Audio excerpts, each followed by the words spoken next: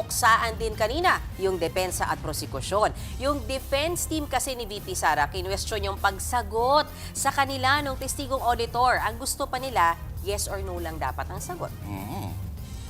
Yun nga, ngayon, ang tanong dyan. Sabi kasi ni Atty. Lorna Capunan, yung mga ganyan mga tanong ay misleading at bawal daw.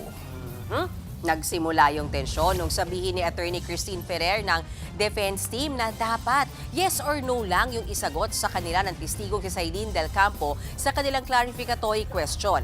Pero eto, bumanat agad dyan si Attorney Capunan. Not all questions can be answered by yes I am or on no. cross, Your Honor, please. Counsels. Never mind if you're on cross. There are limits to cross-examination. Counsels- Misleading questions are not allowed They on are cross. allowed. I don't Counsels, think I need to lecture you please. that.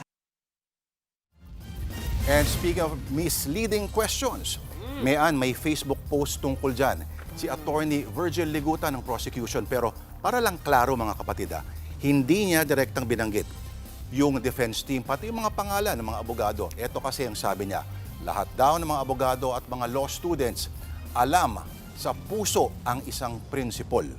Bawal ang misleading questions kahit sa cross-examination. Pero pumalag dyan si Attorney Sheila Sison ng defense team sa mismong trial kanina. Naalala ko to bago magtapos yung trial kanina, talagang tumayo siya eh. Bad taste daw yung pag-post na yan sa gitna ng trial. Sagot dyan ni Attorney Ligutan, wala naman daw siyang pinangalanan sa post niya. I really just find it in bad taste to do this at this time. And I think it is inappropriate to do that to a fellow member of the bar because even as we sit on the opposing side of this hall, we remain to be both members of the bar.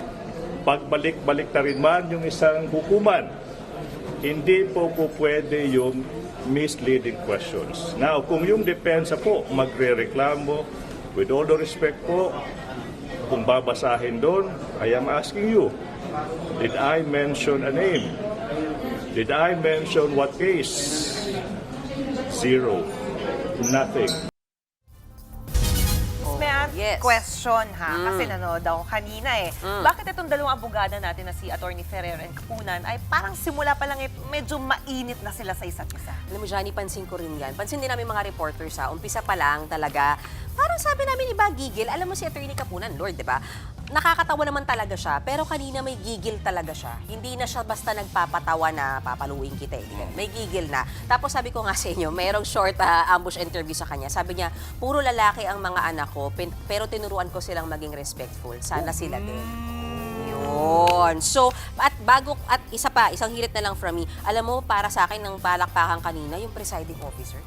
Ang hirap nung may dalawang nagsasabong sarap mo, parehas na babaeng abogado pa yun. So, in fairness kay presiding officer Pero Escudero. sabi niya, nakamonitor daw siya. Oo. Markado na yung mga humihirit dyan tungkol sa merits of the case. Pero binanggit nga ba yung merits of the case doon sa post? Para magkalinawan, alam mo may yan. Sige. Eto, para magkaalaman at magkalinawan, Lord, Johnny, makakausap natin si Attorney Domingo Cayosa, dating presidente po ng Integrated Bar of the Philippines. Magandang gabi, Attorney. Hi, good evening, sir. Good evening, everyone. Okay, Attorney, feeling ko, alam mo naman na yung tanong namin. Ano ba yung misleading? Kasi kami pong mga non-lawyer, ano po bang ibig sabihin pag sinabing misleading ang question? At bakit po yan bawal sa korte? In a very non-lawyer way po, pasagot po sa amin yan. Yung misleading na tanong, yun ang isang tanong na ina-assume mo na totoo yung isang bagay na hindi pa naman natetestify o sinasabi nung witness. O kaya yung bang palalabasin mo yung contrary dun sa kanyang sinabi.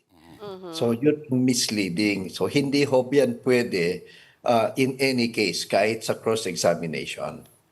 Sa amin pong mga reporter, sa amin pong mga journal attorney, may tinatawag din na leading question, which is hindi rin kami dapat nagtatanong ng mga, kayo ba, guilty ka ba? Yung parang nililid mo na siya kung ano yung sagot niya. Ganon din po ba? Malapit din po ba doon kapag sinabing misleading?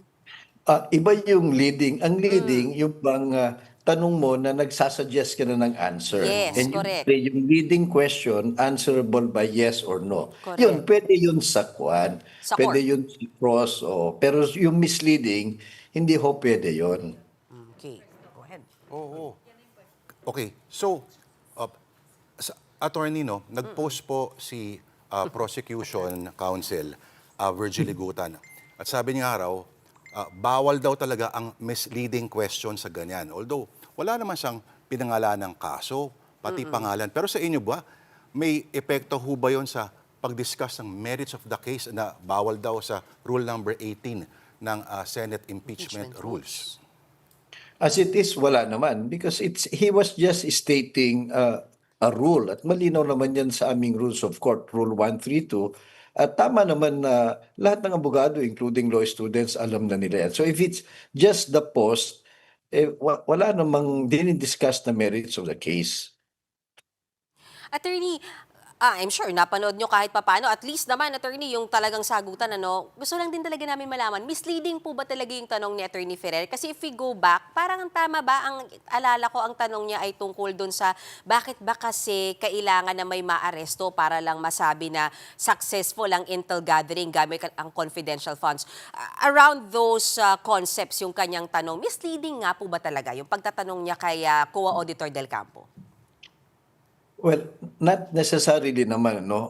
But yung discussion kasi sa pwede ba o hindi yung misleading, it was a general principle na sinasabi ni Attorney Kapunan.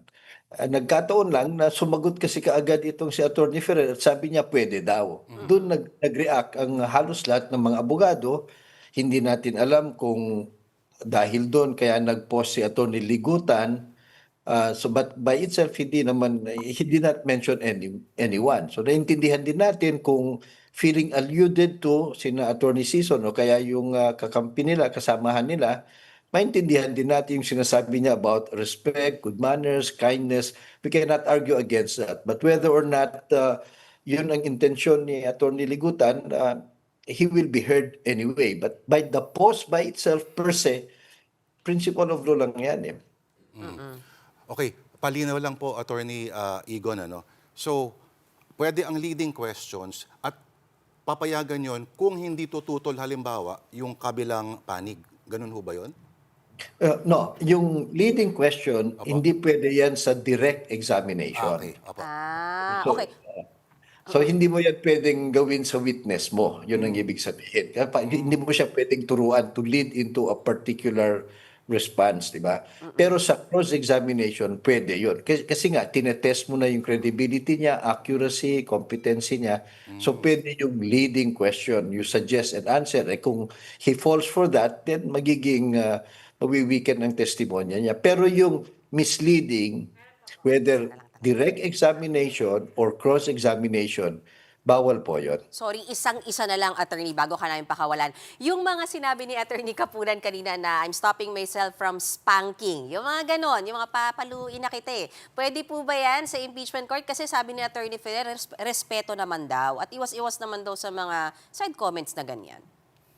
Well, Attorney Ferrer had a point, no, na normally in formal hearings, ina-avoid mga yon, no? But siguro dahil nga ito kakaibang impeachment kaso ito kasi impeachment court. Marami kasing nanonood kagaya natin at yung ordinaryong mamamayang Pilipino.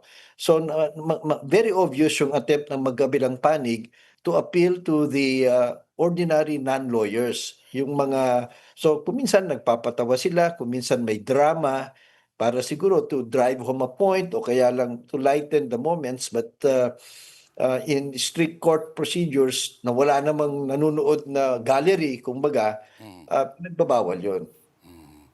Hindi pala pwede yung basta-basta na sabihin na, hindi naman to strictly legal proceeding. Oo. Pero ganun pa rin yun. Parang kailangan pa rin ng decorum. At kung drama-drama, mukhang effective nga, attorney, dahil storya siya ngayon mula kanina pang prime time. Maraming salamat at magandang gabi Thank you po po. sa inyo. Attorney Domingo, kayo, sasalamat po, attorney. Ganda gabi po.